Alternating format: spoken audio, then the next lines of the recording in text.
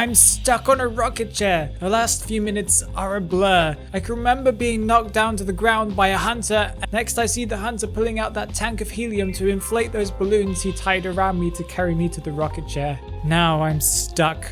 I should be worried, but I'm not, because I know my team will come to save me. Last match when I played with my friends, they pulled off a last second rescue. Then later another teammate popped the last cipher machine and we managed to just get out in time. I'm sure that this team of randoms will be just as coordinated. Look, there comes one of the survivors. And another one too. Guess a double rescue isn't completely unheard of. Why are there 3 survivors coming for the rescue? Who is decoding? Have you ever had this situation happen to you? Well, the days of this sort of thing happening in your match might just be coming to an end. Netease has released the Season 24 changes to the test server, and these changes will soon be coming to live servers, including tons of new persona web traits and adjustments. But I think that the Identity V devs were expressly trying to improve the solo queue experience for players with the majority of these changes. Let's just say it how it is, okay? Solo queue is much harder than going into a match with one of your friends by your side. Randoms will throw games, not rescue, or in many cases just not act in the best interest of the team. Sometimes we are those randoms, but it's hard to tell what your team needs you to do at each point of the match, even with the quick chat messages. As often, nobody will go into rescue as they expect that somebody else is on the job already, or they will think the hunter is AFK just because their teammate has been kiting the hunter without getting hit for the past 60 seconds. But as they didn't ping that they were in chase, everyone thinks that everyone is decoding.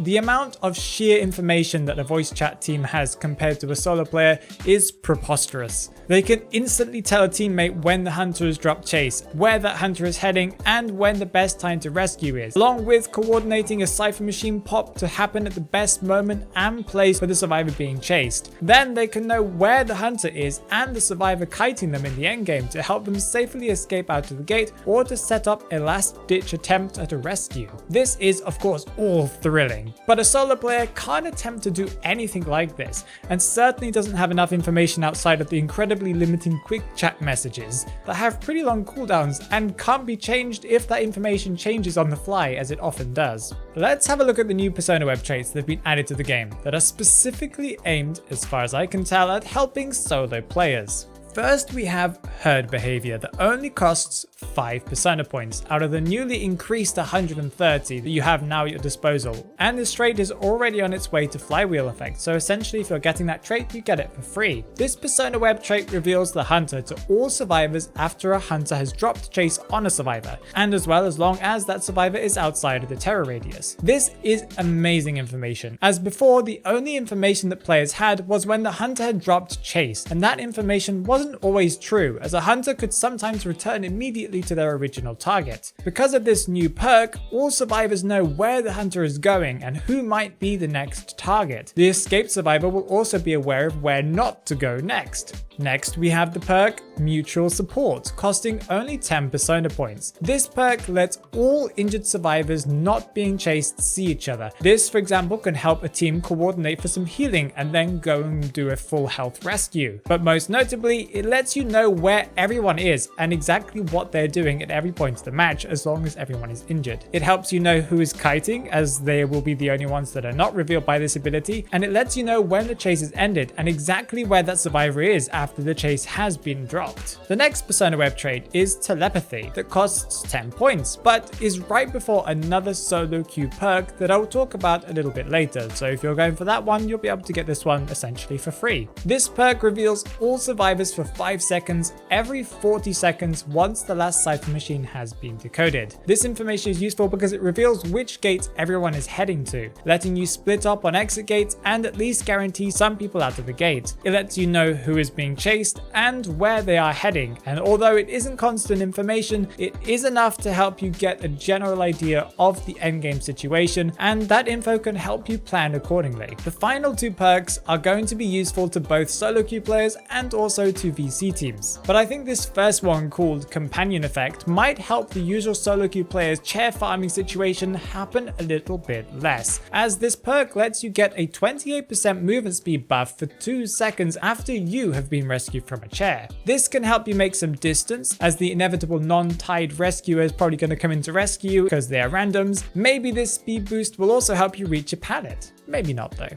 Speaking of pallets, the other trait is muscle memory. This trait costs 25 points and gives you an increased vaulting speed when vaulting a window or a pallet, letting you survive for a little bit longer if you're the target, and also synergizing strongly with a lot of weaker kiting but strong decoding survivors that can be quite useful if your rest of your team is playing kiting survivors, as most randoms do. If you combine all of these new Persona web traits with the informational and kiting traits that already existed in the game, such as distraction, compensate, drawbridge effect, and flywheel effect, along with the newly base kit distress, you can now understand that Netease's goal really was to give solo queue players a plethora of tools to help them at least attempt to get on par with voice chatting teams. These changes, in my opinion, will revolutionize how the game is played by low tiers, but it will also permit higher tier players to play solo with a little bit more confidence. In the highest tiers of gameplay, where you're not allowed to team up with more than one person, this will give these players more sense of cohesion as they play against the strongest hunters in our server. With all of these tools at your disposal, do you feel a little bit more confident about going into rank alone? I certainly feel a little bit more confident about my chances of winning. I would say that one of the worst experiences for a player in Identity V is being slugged. If you want to know why it isn't as toxic of a strategy as you think it is, then you should watch this video here so you can see my ideas on this topic.